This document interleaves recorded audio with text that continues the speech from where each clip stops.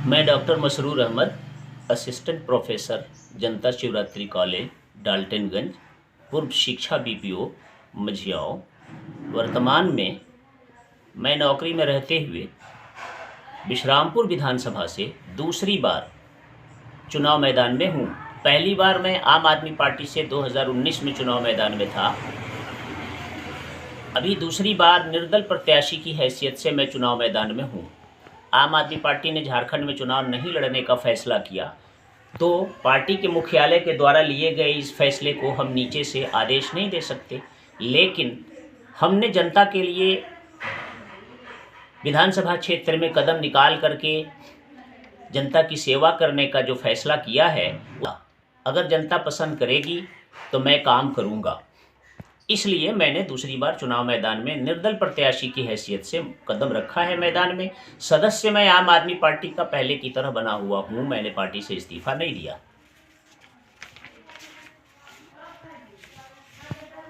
कब से कदम रखे आप? मैंने जब से होश संभाला है तब से राजनीतिक परिदृश्य का गहराई से अध्ययन करता रहा हूँ और हल्की मैच्योरिटी आने के बाद से एहसास किया कि विश्रामपुर विधानसभा एक बेवकूफ़ से,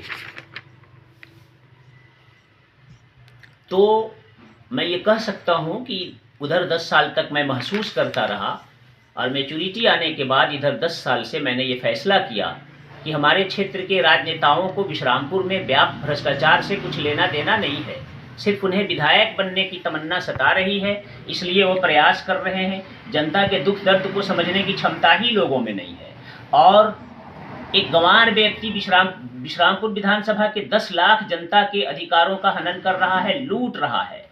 उस बेवकूफ़ को ये भी पता नहीं है कि दौलत लेकर के मरना नहीं है, सब यहीं रह जाएगा। यहाँ के गरीब जनता का हक लूट लूट करके वहाँ बम्बे बसा करके रखा है। सरकारी संपत्ति से विधानसभा क्षेत्र के विकास के लिए जो पैसा आया था, उससे कॉलेज यूनिवर्सिटी खोल करके गरीबों के बच्चों से 2-2 लाख रुपया फीस वसूल करके निजी व्यवसाय कर रहा है। ये हमारे यहाँ के लोगों को समझ में नहीं आ रहा है और लोग 10-12 गुटों में बटे हुए हैं। लोग अपने अपने लोगों को जिताने में लगे हुए हैं, किसी को यहाँ के जनता के दुख दर्द से और यहाँ की जनता की समस्याओं से कुछ लेना देना नहीं है। तब मैंने ये फैसला किया 10 साल पहले से कि अब हम जैसे शिक्षित, उच्च विचार के, ईमानदार और पढ़े लिखे लोगों को मैदान में जाना ज़रूरी है, वरना यहाँ की जनता अपने अधिकारों को भी समझ नहीं पा रही है, तो अधिकारों के खिलाफ आवाज़ कहाँ से उठा पाएगी। मजबूरी मुझे राजनीति में कदम बढ़ाने के लिए नौकरी करते हुए मैदान में आना पड़ा। अगर लोग पसंद करेंगे तो 100% ईमानदारी से हम एक एक पैसे का हिसाब दे करके उस लूट की याद दिलाएंगे कि विधानसभा ऐसे चलना चाहिए। सरकारी संपत्ति जनता की अमानत होती है और उसका हिसाब लोगों को मालूम होना चाहिए। इधर 30 साल से जनता को खुद पता नहीं है कि हमारे लिए कितना पैसा केंद्र सरकार से और कितना राज्य सरकार से आ रहा है, कितना लूट रहा है, कितना कहाँ काम हो रहा है। एक व्यक्ति जनता के अधिकारों को लूट करके पहाड़ बनाए हुए दोबारा विधायक बनने की तमन्ना सबको सता रही है। इसलिए मजबूरी हमें जनता के बीच विश्रामपुर विधानसभा को लूटने से बचाने के लिए आना पड़ा।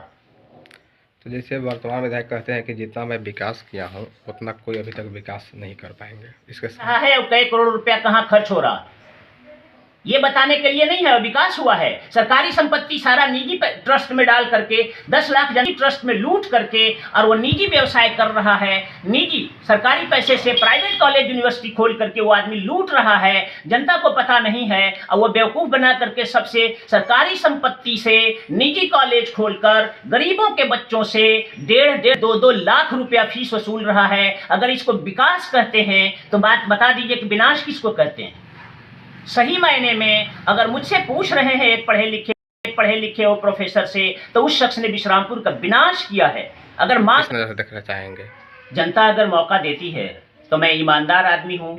ईमानदारी से जो कहा जाता है ना, राम राज्य की परिकल्पना, ईमानदारी से विधानसभा चला करके लोगों को दिखाऊंगा और ऐसा चला के दिखाऊंगा कि मेरे मरने के बाद भी लोग कहेंगे दूसरे विधायक से कि खान साहब, प्रोफेसर साहब के दौर में तो ऐसे चलता था। आप ऐसे क्यों नहीं करेंगे? आप पासबुक लेके आइए, आम सभा में जनता को हिसाब लेना है कि हमारे लिए कितना पैसा आया है। महत्वपूर्ण बात ये होगी कि एक पैसा गबन घोटाला नहीं होगा, एक पैसा किसी निजी ट्रस्ट में डाल करके नेता अपने बाप की संपत्ति नहीं समझेगा, उसे जनता की अमानत समझा जाएगा और सरकारी संपत्ति जनता के लिए जो आएगी उसको जनता खर्च करेगी। मैं अपने से एक पैसा खर्च नहीं करूंगा।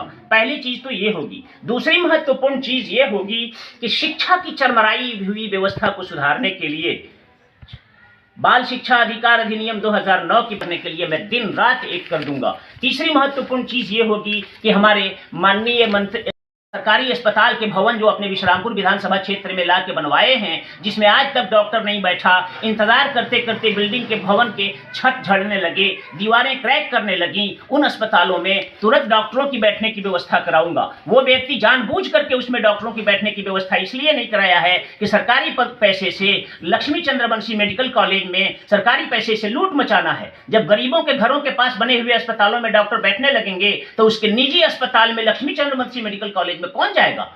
प्राइमरी एजुकेशन को इसने इसलिए चरमरा करके और चौपट करके रखा है कि प्राइमरी एजुकेशन जब मजबूत हो जाएगा तो हमारे बच्चे दिल्ली यूनिवर्सिटी में, इलाहाबाद यूनिवर्सिटी में, बनारस हिंदू यूनिवर्सिटी में जा के मेरिट में पढ़ने लगेंगे।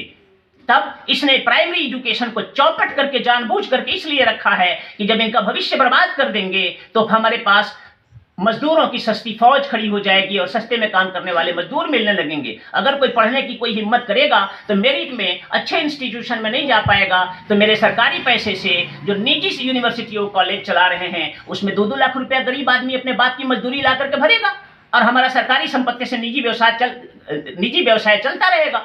ये सब शिक्षा माफिया हैं, इन लोगों को कानून के हवाले किया जाएगा।